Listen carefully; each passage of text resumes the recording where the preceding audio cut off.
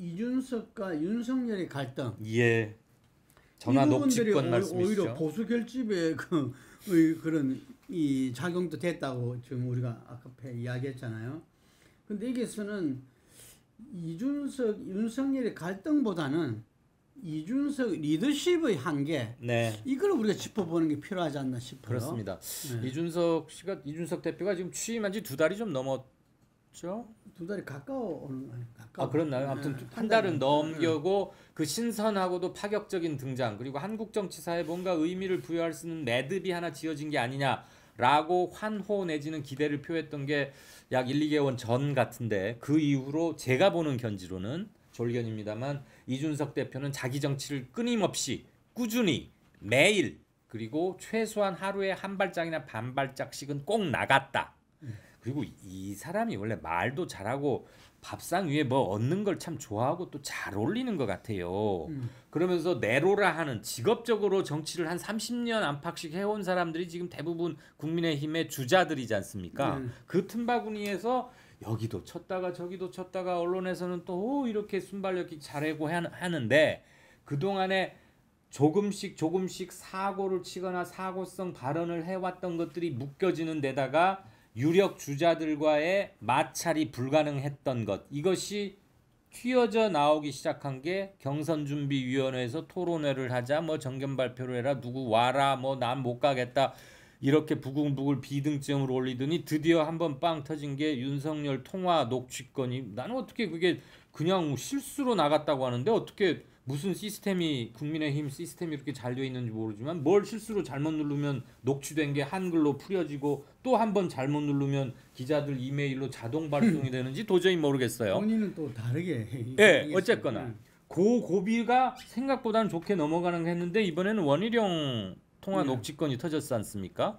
거기에서 보면 저거 정리될 테니 걱정 마시라, 그 저거가 윤석열 예비 후보냐 아니면 윤석열과 자기 사이의 갈등을 말하는 거냐 가지고 지금 진위 공방 게임 국면으로 들어갔는데, 어쨌거나 이 과정을 거치면서 이준석 대표는 상당히 운신의 폭에 보이지 않는 제한을 뜻하는 금은 그어질 것 같다.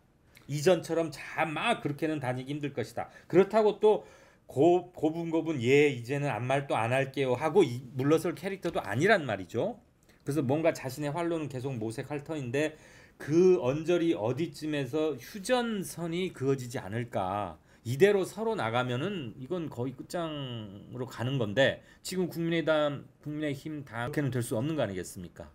아까 뭐 두 분의 녹취 파동이 있다 뭐 이런 말 했는데, 아마 그 이준석 그 대표도 MZ 세대잖아요. 그렇죠. 예. 30대 후반인데 36. 네. 예, 그런데 이 친구도 그냥 모바일을 자유자재로 쓴다는 거죠. 그렇다면서요. 예, 그래서 뭐 김재원 최고가 이야기했는지 그 이준석 대표 핸드폰은 자동적으로 녹취가 되는 그런 핸드폰이다, 뭐 이런 말을 했어요. 저도 그 말을 듣고 어디 걸 쓰길래 그렇게 최첨단인가, 아니면 일반 우리들이 쓰는 핸드폰인데 뭔가 앱을 설치하거나 프로그램을 특별히 이 기기문 디지털에 밝은 이 대표가 뭘 설치해서 그게 되는 건지 모르겠는데, 그 자동 녹화되면 그 누구 겁나서 전화하겠습니까? 그러니까요. 이게 근데 요즘 젊은 층들한테는 이 핸드폰 통화에서 이렇게 녹음하는 게 그 일상화돼 있다고. 필요하면 저도 하긴 합니다. 기자들하고 할 때 제 말이 왜곡될까봐 근거를 남기려고 녹음을 하는데, 데이터도 많이 차지하니까 일정 부분 지나고 기사 나올 때 봐서 왜곡이 없으면 지워버리긴 하는데, 녹음까지는 그렇다 쳐요. 근데 얼마나 핸드폰이 똑똑하면 그걸 저절로 한글로 풀고, 뭘 잘못 누르면 국민의힘 출입 기자가 한 100-200명 충분히 될 텐데, 뿌리오 시스템에 들어가서 번호 선택해서 샌드 버튼을 누르는 것도 아닌데 어떻게 갑니까? 이렇게 똑똑하고 혼자 신기한 거 써도 됩니까? 그러니까 그거는 이제 상식적으로 이야기 안 된다는 이야기인데, 제가 볼 때 이제 이준석 대표의 리더십 부분들은 이제 우리가 잘 봐야 되는 게, 그 출발할 때 사실 이 전당대회에서 당 대표 나왔을 때 출발할 때는 주목을 못 받았어요. 그렇죠. 이준석 당 대표 그냥 연습사만 나온 거라고 생각했지. 놓은 거고 본인도 뭐 그랬던 거고. 그런데 그게 이제 그 말하자면 나경원하고 그 네. 조영 간에 이제 정리가 되지 않고 네. 이 두 분이 나오면서 다시 또 이렇게 지역주의 예. 이게 대결이 벌어지고 하면서 그리고 옛날 소모적 싸움만 했죠. 그래서 솔직히. 이래가는 안 되겠다. 이래서는 안 되겠다. 오히려 본인 전에 김웅 그 의원이 처음에는 주목을 맞습니다. 받았잖아요. 네네네. 예. 현직 의원이기도 했고 윤희숙 의원도 네. 나왔었고 그런데 이 사람들로서는 당 대표로서는 깜이 부족하다. 안 된다라고 예, 생각해서 그래서 이준석이 확 됐던 거죠. 예. 그런데 그 전당대 이전에 서울시장 재보선이 있었잖아요. 네. 그 지금 이준석 대표가 10년 정치 생활을 했다 그러지만 예. 그 전에는 정말 청년 세대들을 갖다 포용한다는 그 박근혜 정부에서 좀 활용이 되전 거죠. 그때는 예. 대진데 본인이 이제 또 말도 잘하고 하다 보니까 그 이후에도 이렇게 패널로 이렇게 종편이나 이런데 여러 차려하면서 자기 이미지는 계속 인지도는 갖고 왔던 건데 그게 뭐 선거도 우리 알다시피 3번 선거 다 떨어진 예. 졌잖아요. 뭐 그렇다고 해서 거기서 떨어지더라도 뭔가 의미 있는 패배도 또 없었어요. 그렇죠. 오로지 종편이 만들어낸 예비 스타 젊은 정치인 중에 하나였죠. 그랬는데 이제 서울시장 그 선거에서부터 달라집니다. 오 후보 캠프에서 디지털 소통본부장을 맡으면서 그 본부장 20대 남자 맞는 그 상황이 뭐냐면은 네. 오세훈 현 시장에 대해서 이 지금 국힘의 중진들이나 그 유력한 정치인들은 아무도 도와주질 않았어요. 같이 안 했어요. 예. 오세훈 후보가 되고 그다음에 당선되리라는 아무도 생각을 안 한 거예요. 예. 오히려 나경원이나 아니면 당 밖에 있는 이 안철수를 도왔던 거죠. 그렇죠. 안철수 초기에 모셔오려고 난리가 났었잖아요. 그리고 뭐 실제로 원외위원장들도 거기 돕는 사람도 있고 이랬으니까 오세훈은 굉장히 외로웠습니다. 맞습니다. 예, 굉장히 외로웠고 본인이 또 조건부 출마 선언을 했잖아요. 예, 그것도 그 불분명한 자세도 너무 자기가 나가겠다는 이 듣도 보도 못한 조건부가 이제 굉장히 상당히 이 열악한 상황 속에서 그때까지만 해도 저 선수 또 한 번 큰 실수하는구나. 외로운 상황 속에서 나왔어요. 그때 이제 저희가 인터뷰를 했거든요. 예. 그때 뭐 똑부러진 말을 다시 하던가요? 예, 솔직한 자기 심정을 이야기하고 예. 그러면서 이제 오로지 변화를 강조했죠. 이게 변화의 화신이 되겠다 이렇게 이야기했었는데 거기에 이제 그 이준석 대표가 참여하게 됩니다. 네. 금방 말한 대로 디지털 본부장 뭐 이렇게 해서 참여하게 되니까 어떤 현상이 벌어지냐 중진이 없어요. 그러니까 이준석 대표가 거기서 캠프에서 대장 노릇을 하게 머리 됩니다. 굵은 노릇을 해야 할 수밖에 없었고 그때 실무를 많이 일으켰군요. 네, 그리고 집중 속성 과외처럼. 이 나경원하고 그 경쟁에서 오세훈 후보가 이기자 물밀듯이 이제 중진들이 달려든 거죠. 그 뒤늦게. 네, 뒤늦게. 그래서 자기들은 어쨌든 유세 차량이 돌아가면 거기에서 마이크라도 한번 잡아야 TV에 나오고 하니까 서로 줘요. 그래요. 유세 지원하겠다고. 예. 다 잘랐다는 거잖아요. 이 본부장이 이준석 본부장이 다 자르고 요즘 그 젊은이들 사이에 유명한 그 버스킹. 그래서 이 젊은 그 친구들을 그 유세 차량에 올려가지고 그래서 심지어 현장에서 뛰어와가지고 문재인 정부 비판 발언을 했는데 그 친구가 스포트라이트를 받아서 나중에 대변인 선발 시험에 4등인가도 올라가고 그랬잖아요. 그래서 그때 그 노력에 따라서 20대 남자들이 72% 지지가 왔다. 그래서 이준석 대표는 그 선거 분석에서 평가에서 본인이 한 그 캠페인이 이 당선의 최고 관건이었다. 이렇게 이제 그건 이제 본인 주장이고 그러니까 분석을 한대요. 그리고 표 분석을 해보면 조금 다르긴 합니다. 근데 오세훈 시장도 그걸 인정할 수밖에 없는 거고. 하여간에 그때 그 모습을 홍준표 후보는 뭐라고 표현하냐면은 그 서울시장 재보선을 통해서 중진들이 완전히 그 자기 존재를 부정당했다는 거예요. 네. 그게 전당대회에서 그대로 드러났다. 또다시 정당대회에서도 중진들 간의 어떤 아기다툼으로 나타나자 그게 정권 교체를 바라는 민심이 이래서는 안 되겠다고 이준석이 배를 띄운 거죠. 이게 그렇기 때문에 거기에서 합치되는 거는 뭐냐면은 이제 그 국힘에서 중진 정치는 없다 이겁니다. 그게 지금 뼈저리게 있고 당의 혁신의 대상이 바로 그런 중진들이다. 예. 그 최고위원도 많이 바뀌었다지만 마찬가지라는 거죠. 김재원 정도는 이제 과거식 정치도 잘 알고 몸에 익은 사람이고. 예, 그것도 뭐 이렇게 경험이 있는 사람들이 있죠. 정미경 최고라든지. 정미경하고 김재원 정도가 그렇고 나머지는 뉴페이스들이긴 한데. 그리고 다른 사람들도 이렇게 신선하다고는 좀 이야기할 수 없지. 조수빈이라든지 뭐 이런 분들도 어쨌든 그 문화 속에 있는데. 그래서 제가 볼 때 최고위원회의 자체를 갖다가 인정하지 않는 것 같아요.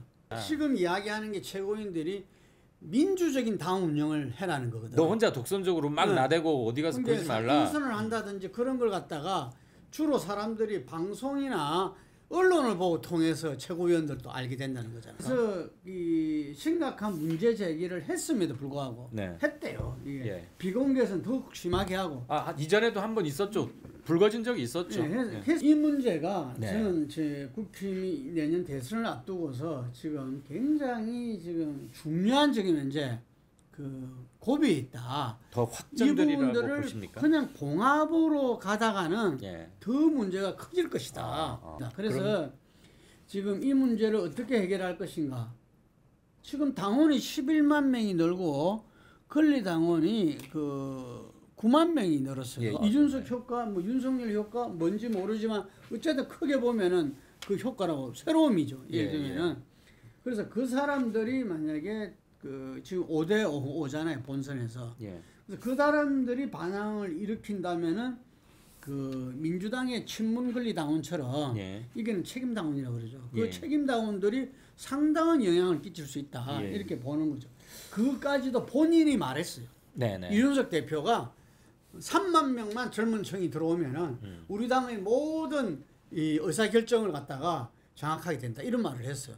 사람들이 그때는 뭐 그냥 하는 말이다 싶었지만 지금 보니까 가슴 뜨끔한 거예요 이거. 그래서 지금 이거는 그냥 헤게모니 싸움이 아니고 지금 이준석 대표 같은 경우 심지어 원희룡 같은 경우도 중진으로 분류가 된다. 그리고 궁극적으로는 귀하도 요번에 나가주셔야 할 대상이다 이거죠.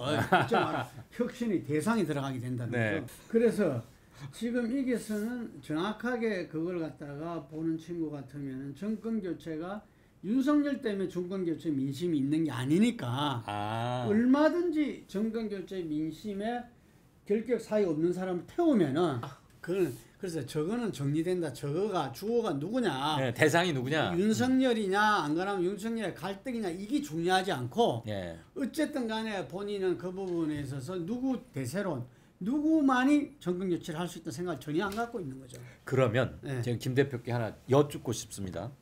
이준석 대표에게 자기가 디자인하고 있는 방금 말씀하신 그런 것을 실질적으로 추진할 수 있는 현실화시킬 수 있는 리얼라이즈 시킬 수 있는 파워가 있다고 보십니까? 저는 그거는 지금 보면은 당에서 많은 분들이 제가 이야기를 들어보면은 그래도 이준석이는 필요하다. 이준석이가 없을 때 우리 당이 꼰대 정당을 탈바꿈하기 위해서 젊은 세대 지지를 얻을 수 있는 다른 방안이 없다. 이런 이야기들을 대체로 해요. 그리고 이 원희룡 후보도 그걸 누구보다도 인정했던 사람이고. 그래서 지금 그렇게 불거진 상태에서도 이준석 대표가 하차한다든지 이런 거는 우리 정권 교체 최악이다. 차악을 택하자. 뭐 이런 이야기도 있어요. 대충 달개면서 가자. 그러면서 이준석 후보가 자꾸 후보들에 대해서 이러쿵 저러쿵 이야기를 하고 또 구도 자체를 바꾸려 노력도 있는 것 같다는 등 뭐 이러면서 오세훈 시장 이름도 나오는 거거든요. 자기가 전부 다 아까 말했지만 1등 공신으로 시장을 만들었다는 거죠. 그러면 오세훈 시장이 이준석 당대표한테는 각별할 거 아닙니까? 그랬을 때 언제든지 필요로 하면은 오세훈 시장을 차출하겠다는 거예요.